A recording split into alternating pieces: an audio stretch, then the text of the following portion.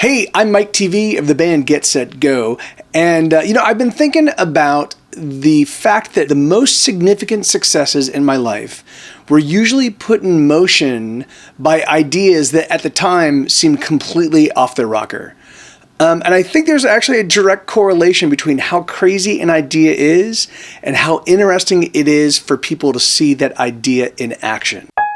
So let's take the Wayback Machine to October of 1998, and I am partying with some musician friends of mine in my buddy Schmed's apartment in Pasadena, and we are having a very passionate conversation about our bands and the fact that we need to find a place that we can play consistently so we can get better at playing live in front of live audiences. And I suggest that we find some venue in Los Angeles and that we just propose to them that we take over a night, and then we just do a weekly show where all the bands in the room, there were 3 bands at the time, where all 3 of us could just play every single week. To which my friends look at me as if I'm a crazy person, and they're like, dude, we don't have a following, man. We can't even bring a crowd once a month, much less every week. But for me, it felt obvious. Like, I was like, no, what we do is we just play and we get really comfortable on that stage, and then the crowd shows up and they find us and they go, oh my God, these guys are amazing. For me, I felt that we could do that because my friends' bands were so amazing. I couldn't 100% say what I felt about my band because I still felt like I was a brand new neophyte musician, but I knew my friends' bands were absolutely amazing. And so I knew it would just be a matter of time. So in this conversation, my buddy Nate goes, oh, we know this place called Mr. T's Bowl in Highland Park, and we know the sound guy, and he's a fan of the band. Let's go talk to him. So long story short, we go over there, we talk to this fellow by the name of Arlo, and he says, yeah, you guys could probably do a Sunday or a Tuesday. Those are our 2 worst nights. We have to clear it by the owner, Mr. T, Mr. Teresa, Joe Teresa. Everybody knew him as Joe. But we'd have to clear it by him. But yeah, I think we could do this. So we talked to Joe, and Joe says, sure, if you guys are willing to pay Arlo's soundman fee, which was $50 for the night, then let's try it for a month. And so we did. And the very first show, it was the bands and our girlfriends and like 3 or 4 friends. And so it wasn't a great turnout, but we had a ton of fun. We got really hammered and we just played rock at full volume and just had an awesome time. And then the very next week, we went back and it was just the bands and our girlfriends. And then the week after that, it was just the bands. And then the week after that, again, just the bands. And it really didn't look like anything was going to change. So I go to Mr. T and I go, hey, Joe, can we talk about the Tuesdays? And he goes, Mike, you guys don't really bring a lot of anybody. And we're like, yes, I know, we don't. Yes, you're totally right. And he's like, but you do drink a lot.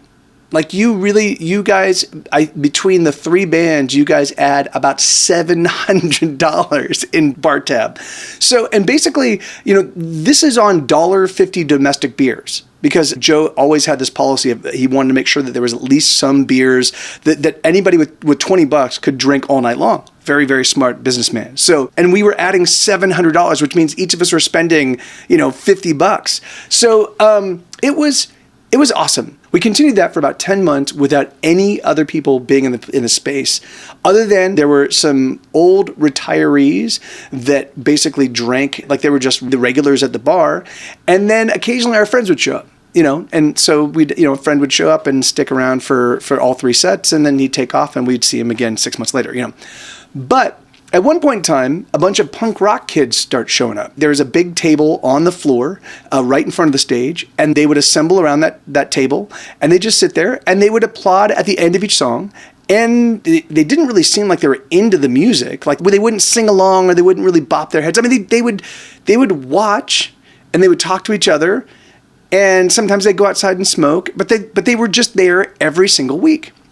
So now our friends start showing up. And they're like, hey, what's going on with these guys? And we're like, we have no idea. We think they like us. I mean, they applaud at the end of the songs, And so long story short, it turns out that these kids were drinking. They were not being carded. And it only happened because this bartender only worked on Tuesday nights. He didn't card. And so these kids were able to drink. But we didn't know that at the time. And our friends didn't know that. And so our friends started listening to us with new ears, right? Because they're like, these kids are obviously hearing something in this music that I'm not. Let me listen, And again, we had been playing now, by this point in time, I think we'd been playing for 10 months before anybody even really started to show up at all. But once those kids started showing up, and once our friends started listening with new ears, and they started going, man, this is really good music. And the bands were constantly pushing each other to write new material. And so eventually, man, there was 30 people in the room every single Tuesday. And then there was 60 people, and then 100 people, and then 150, until we got to the point that we were just at capacity every single Tuesday night. And man, that community, that scene just absolutely rocked. And it was just awesome. But by 2006, 8 years later, Get Set Go had gotten to the point where we had signed with TSR Records, and now, and we had to tour. And so I couldn't maintain all of my booking duties, particularly because by that point in time, I was booking the Wednesdays, Thursdays, and Friday nights at Mr. T's. I was booking the Saturdays at the Good Hurt on the West Side. I was booking Tuesday nights at Toppers. I was also doing one-off shows at like Spaceland and the Knitting Factory and the Echo. And so I had a ton of stuff happening, but all of it was a distraction from the band. And so as I was starting to streamline the band setup, and as I was focusing on the band, I realized that I had to let the promotion stuff go, which was frustrating. Because, after we gave it the old college try, and after we toured the country a bunch of times and we put out multiple albums, I kind of realized I miss having that old community. I miss having that scene. Let me see if I can't revivify it. So we tried the Old Town Pub on Friday nights, and then we tried Thursday nights at Casey's in downtown, and then I tried Saturday daytime at the Thirsty Crow. And all of these times, in earnest, I collected amazing musicians, and I put together great bills, and I was like, guys, this is happening again, come on out. But unfortunately, the people that I knew, they had already been part of a thriving, awesome rock and roll scene. And now they're getting a little bit older, and now they've got wives, and now they've got husbands, and now they've got kids, and they've got mortgages. And, and suddenly the idea of being out till 2 a.m. began to pall, like it was no longer the kind of exciting thing it was when it was, when we were all, 10 years younger. But I would still run across them. I'd still run into them, and they'd be like, oh, Mike, yeah, man, I really miss the scene. And I'd be like, hey, the scene is still happening. I'm still trying to revivify it. It's still, and I kept making it like, by the time we were at the Thirsty Crow, I'm like, it was daytime. It was a daytime show from 2 to 6 p.m. with some of the best songwriters in Los Angeles. Like, how would you say no to that? But they still did, I think that what happened was, they just, at some point in time, you realize that like life just, you kind of move on. Rock and roll for most people is a youthful endeavor, and, they do it for a while and then they move on. Unfortunately, that I can't do.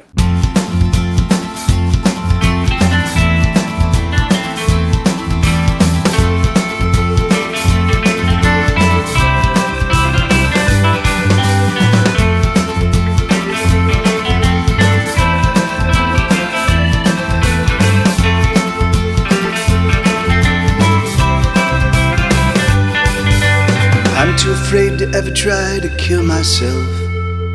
I'm too scared of not being around. But I don't know why I'm holding on so desperately, 'cause nothing is building, instead it's tumbling down. I feel like the end of a song, oh, I'm fading out. Certainly once everyone sang along, but the last refrain was oh so long ago. And no one cares for a song gone on too long. So let's say goodbye. Remember me to your family. Oh, hold on tight to the memory of when we used to be thicker than thieves and larger than life, like demigods at a bacchanal. With fire in our hearts and stars in our eyes, we were fucking unstoppable. So let's say goodbye. Remember me to your family. Oh, hold on tight to the memory of what used to be.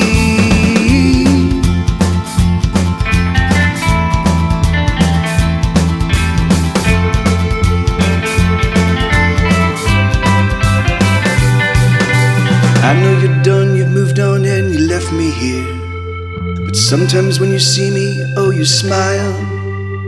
And you think to yourself, at least you're still fighting the good fight. But I'm here to say you can go straight to hell. So let's say goodbye. Remember me to your family.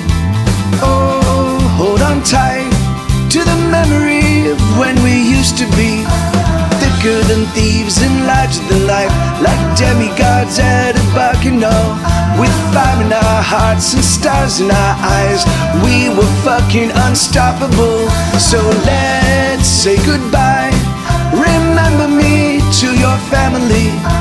Oh, hold on tight to the memory of what used to be.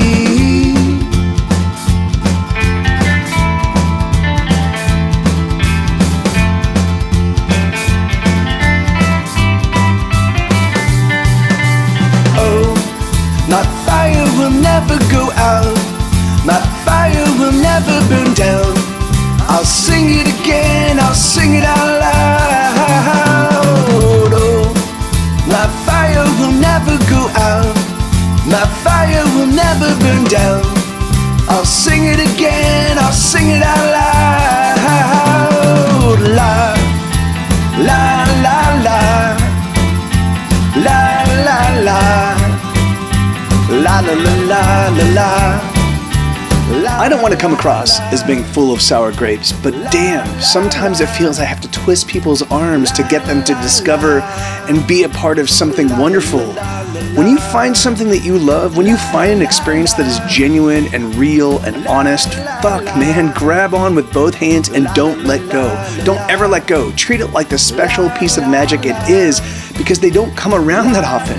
And if you're fortunate enough to be part of something like this, document it, get photos, take videos, capture it, because it's gonna be gone before you know it. So let's say goodbye.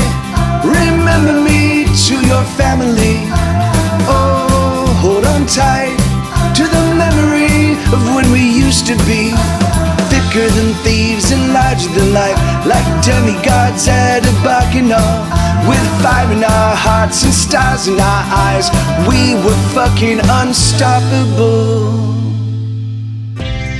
Hey, I'm Mike TV, and this is Hesitation Cuts Episode 3, the show where I try to make some sense out of a life that has been sideswiped by adventure, steamrolled by the music industry, and hurled at supersonic speeds by all things musical. A series that explores what it means to be a songwriter at a point where songs have never been more important, more ubiquitous, and ultimately less valuable. Music is literally everywhere, and for the most part it is free, and people expect it for free, and that makes for some very rumbly tummies. Back in the mid-90s, literally at the very beginning of the proto Get Set Go band called Vermicious K, my bandmates told me about a radio program that they listened to on a college radio station based out of Loyola Marymount. And the show was called Demo Listen. And basically what they did is they just played bands' demos. They listened to demos, Demo Listen. And this program had introduced Jane's Addiction, Guns N' Roses, Jesus and Mary Chain, Beck. I mean, so many seminal LA musicians. My bandmates were like, Mike, these guys are huge Star Wars fans. And at this point, there was not a lot of talk about future Star Wars movies. You know, basically it was like the first 3 movies, the X-Wing game, the Timothy Zahn books, the West End role-playing game, and some Marvel comics, and like that. And that was all of Star Wars. From a franchise perspective, it was still pretty small compared to what it eventually blossomed into. But if you were a kid that grew up in the 70s and 80s, Star Wars was the end-all be-all. So I was like, okay, they're into Star Wars. What sort of song could I write that would capture their attention? What's the chief gripe of Star Wars? And then I was like, oh, yeah, of course. It's obvious.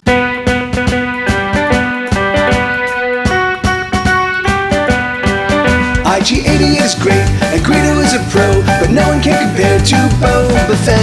As bounty hunters go, everybody knows that the best in the galaxy is Boba Fett. But Fortuna is a creep, and Jabba is a hut. They agree there's no one better than Boba Fett. As bounty hunters go, everybody knows that the best in the galaxy is Boba Fett.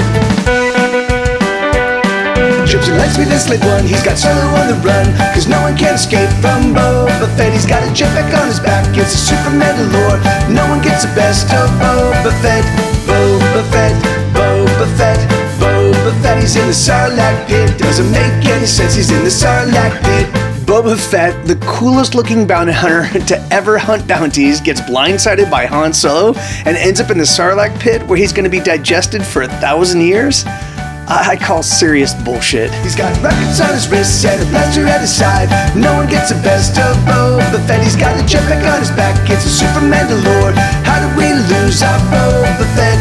Boba Fett, Boba Fett, Boba Fett. He's in the Sarlacc pit. Doesn't make any sense. He's in the Sarlacc pit. Doesn't make any sense. I know the book said he escaped from the desert, but I can't believe it until I see it in a movie. I need another movie. How could the best in the galaxy die like that at the hands of Han Solo? He was blind. He was blindsided.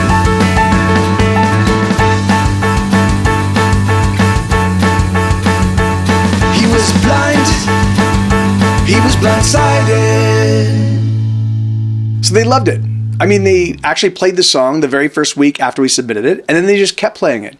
And eventually they asked us to play live at a demo listen night at a place called the Alligator Lounge. And we were through the moon. I mean, we were so excited.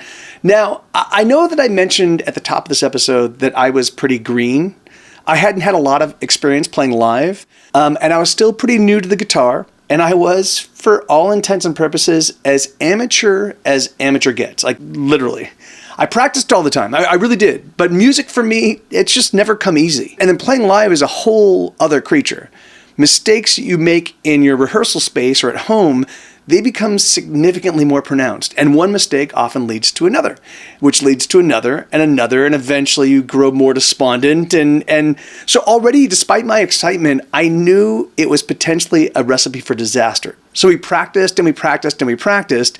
I mean, for hours and hours we would play, and eventually the day of the show arrived. Now, by this point in time, Boba Fett had been played pretty often on Demo Listen. But that said, when we put together our set list, I didn't put Boba Fett on it. Why, you ask?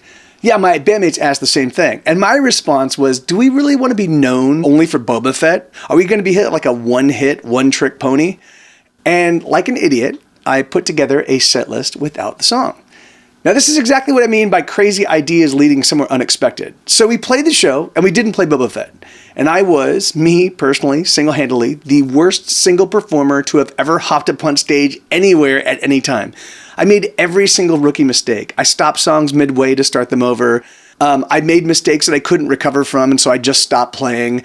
I was awkward on the microphone. I mean, every single rookie mistake you could make, and I made it all in one show. Just mind-boggling. Oh, yeah, and we also didn't play Boba Fett. So obviously they were upset, and they asked us, why didn't we play? And I told them our reasons, and they were visibly frustrated, but thank all the Tolly. Fred Kiko, the legendary Demo Listen DJ, invited us to play another Demo Listen show, provided that we promised to play Boba Fett. And for that show, I doubled and redoubled and tripled my practice to make sure that I never experienced a repeat of that first show. And we did actually very well. And we played Boba Fett.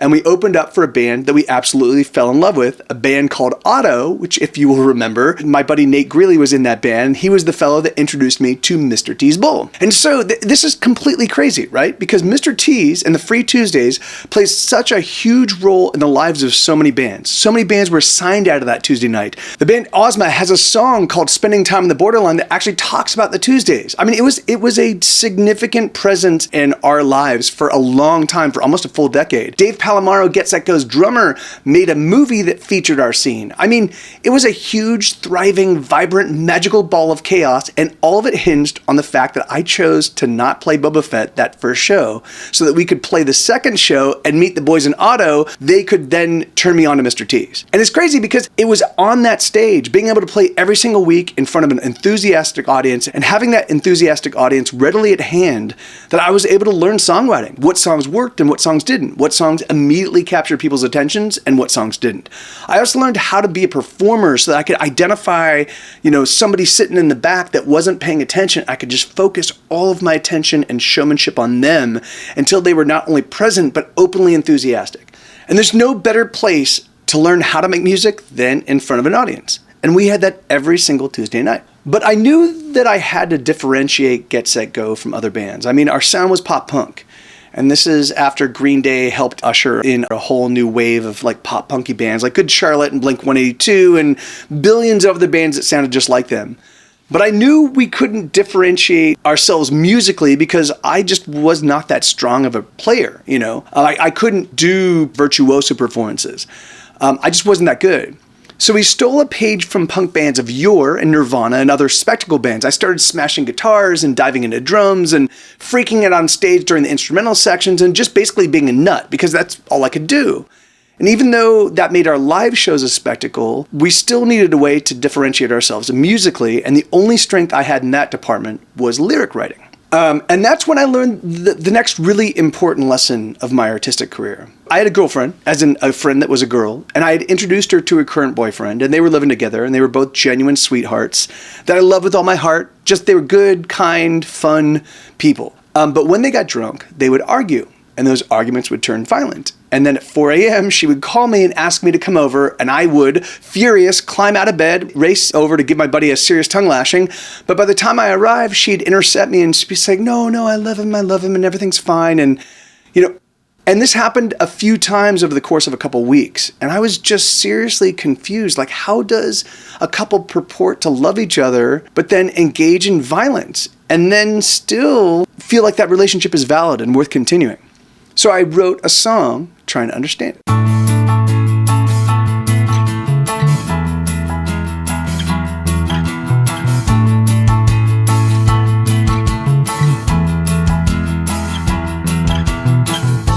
She bled on the mattress the first night at my studio. I panicked, but she said, baby, don't you know the blood's much thicker than water? I nodded, but I don't think I got her. 3 weeks later, she moved into my studio.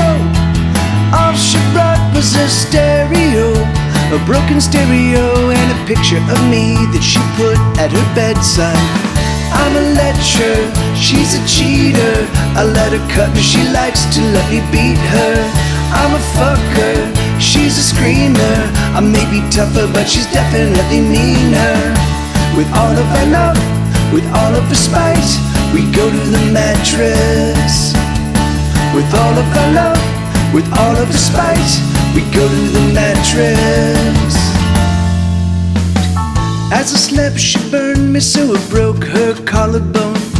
She ran to the neighbors, but he wasn't home.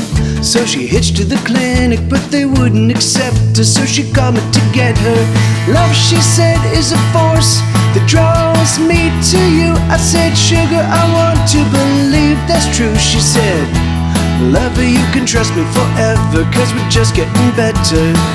I'm a lecher, she's a cheater. I let her cut me, she likes to let me beat her. I'm a fucker, she's a screamer. I may be tougher, but she's definitely meaner. With all of her love, with all of her spite, we go to the mattress. With all of our love, with all of her spite, we go to the mattress.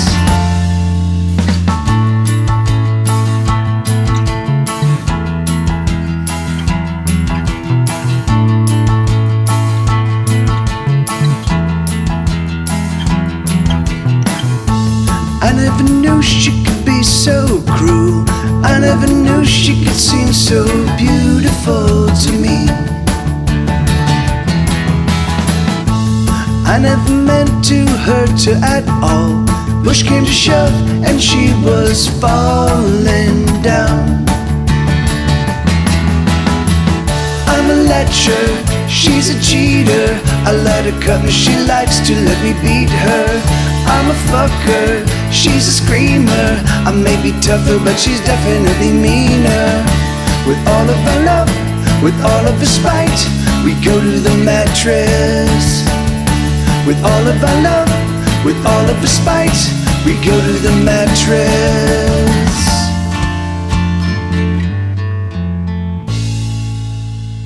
And this song was very warmly received by my friends in our larger community. And it opened my eyes up to the idea that maybe writing about the darker side of my personal experience, maybe that was the way to go. And even though I had always written from a very personal perspective, I think I gave myself license to dig even deeper and to reveal things. Like for me, when I'm writing a song and I feel like, oh, am I oversharing? Is this too much? Is this too... If it feels scary for me to offer to the world, feels scary for me to admit to, it's probably my better lyric writing. And that's the guiding principle by which I operate. And my lyrics for years and years really remained my distinguishing attribute. I mean, yes, I wrote catchy sing-song melodies, but it was the combination of the melodies and the brazenly open, honest lyrics that really was the part of a Get, Set, Go that I think resonated with most folk. But since the very beginning, my musicianship always really lagged behind my lyrics, until I moved to Austin. At which point I was like, okay, enough is enough. I'm going to figure this whole songwriting thing out. I'm going to figure this whole music thing out. It's funny.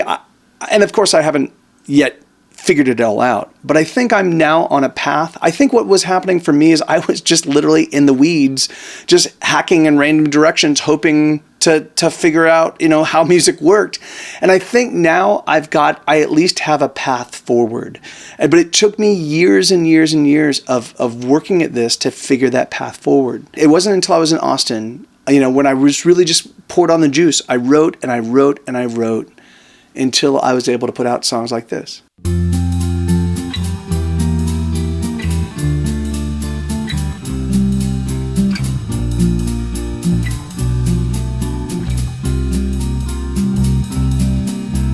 Take your time, get your head on straight. Don't you worry, I can wait, I will wait for you. Take a breath, relax your mind. Take my hand and just unwind, I will stay by you. Life, it gets hard and it don't wanna bend, and the ache in your heart mirrors the pain in your head, and all that you are seems to matter not at all, and you feel so small. This song was written for the love of my life, but as I was writing it for her to help her deal with some issues that she was struggling with, I realized that I was also in part writing it to myself. I mean, I was writing things that I wanted to hear from my partner when I too was struggling. Catch your breath, you can lean on me. Hold my hand and count to 3. I will wait for you. Hold me tight, I will be right here. You can count on me. You need never fear, I will stay with you. Life, it gets hard and it don't wanna bend, and the ache in your heart mirrors the pain in your head, and all that you are seems to matter not at all, and you feel so small. Take the time you need to get back on your feet. I will wait for you. And should you need a hand, I shall do the best I can to be the man that's always coming through. Don't you fret, don't you consternate. Take the time you need. I will wait for you. Should you fall, should you stumble, love, reach out a hand, I will pull you up, I will be for you. Life, it gets hard and it don't wanna bend, and the ache in your heart mirrors the pain in your head, and all that you are seems to matter not at all, and you feel so small. Life, it gets hard, but we will endure. Please have no doubt of this, please be sure. The cure for our woe is closer than we know. Please just don't let go. So it took me almost a full decade of study and perpetual writing and recording and just work to finally write some songs that I felt I could hold up against other songwriters. Songs that I could be proud of for their lyrics, their melodies, and their compositions. So deciding to drop out for 8 years from pursuing music licenses to film and TV, to drop out from assembling a full Get Set Go band and pursuing music the way everyone else does it, the decision to just focus on the music till I stopped feeling like I was a second-class musician, I mean, that made all the difference. A lot of my life, if you look at it, really comes down to what seems to be happenstance, you know, like this, if this one thing had not happened, then I wouldn't be here standing in front of you. But I think that's everybody, right? I think that's all of us. That's all of our lives. There's always things that we can't anticipate that send us caroming off into some different direction. In fact, for me, even the name Mike TV, you know, it was a sobriquet. Like back in the day, Vermicious K would put out cassette tapes, and every single cassette tape we'd change our names. Kind of like Black Francis from the Pixies did, you know, like Frank Black. So it was just, we were kind of doing that, following in a long line of cool indie rock or punk musicians that would change their names. So, but I could not respond to the names I chose. So the one right before Mike TV was Sterling Silver, and we'd be on stage, and Pat, my bass player, who was going by IF with a question mark, he's like trying to get me to move on to the next song as I'm talking to the audience, and Pat's like, Sterling. So when I finally realized, I was like, oh yeah, guys, I can't change my name. It needs to be a Mike name. So came up with Mike TV, and that sobriquet just really took off. And so even when I tried, after a few months of working with Mike TV, tried to change it to something else or tried to change it back to my actual name, it was a no-go. You know, now having been Mike TV for 20 plus years, it feels more natural to me than my actual name of Michael Torres, which is strange. But I think of myself as Mike TV. I think of myself kind of in the terms of the legend of my own personal idea of the legend of Mike TV, more so than I do myself, Michael Torres, the artist who struggled. And I somehow managed to take all of the attributes of my life and turn them into a little bit of a story, a little bit of a gem that I can slide into and feel a little bit less crummy about the fact that I still, to this very day, have to worry about whether I can pay my bills at the end of the month.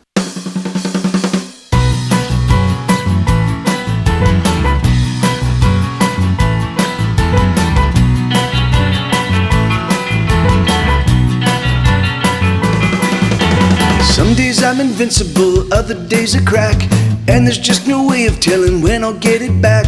Some like the ice, others like the flame, but for me I tell you, oh, they burn the same. Super Zero, super hero.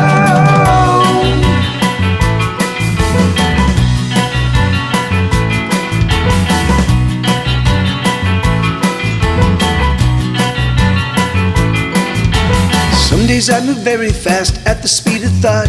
Other days I'm not so quick, some days I get caught. Some dig the holes, others fill them in. But brother, let me tell you, I ain't shoveling. Super Zero, super hero.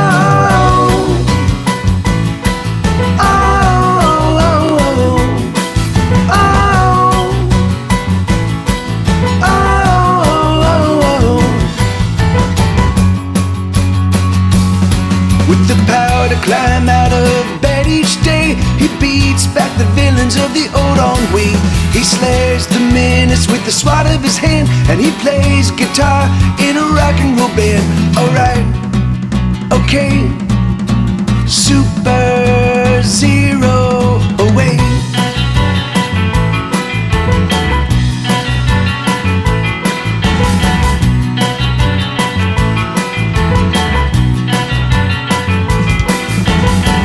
days I'm invisible, other days I shine. Doesn't matter who sees me, I'm running out of time. Some make the love, others make it well. I just want release from my private prison cell. Super zero, super hero.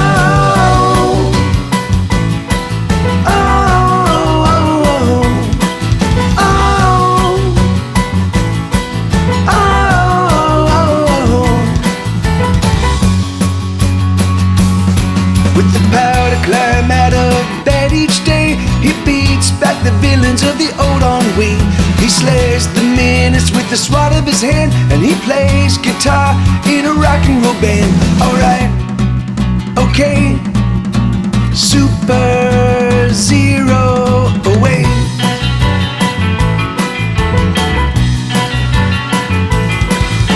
Super zero, be my hero, you're my hero anyway.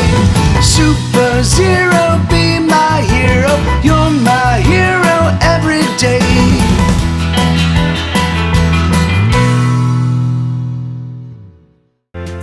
So that's the episode, and I guess I could leave you with this idea. You know, I've made a lot of gut level decisions that seemed on their surface that they were crazy, and quite possibly they were. But often they turned out unexpected, or to my net benefit. So when you feel confident that you have the right path, for my money, it's always best just to roll the dice and then accept the results. Because it's not so much whether you win or lose, so much as are you in the game.